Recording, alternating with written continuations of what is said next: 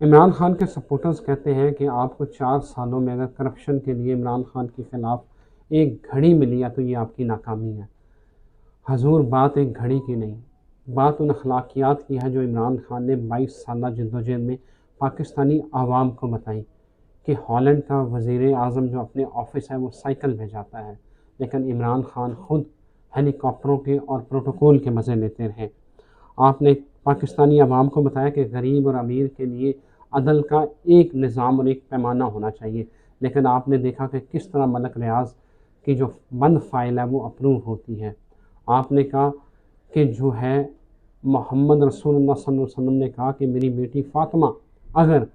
چوری کرتی تو اس کا ہاتھ بھی کاٹ لیتا میں، یہ پیمانہ تھا انصاف کا، لیکن آپ نے اپنی بہن اور فرا گوگی کو ایمنسٹی دی۔ آپ نے یہ بھی دیکھا کہ آپ کو تاریخ میں پڑھا کہ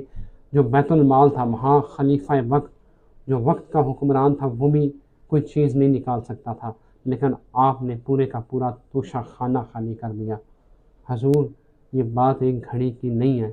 بات صرف ان اخلاقیات کی ہے جن کا پرچار عمران خان اپنی 22 سالہ جدوجہد کے دوران کرتے رہے۔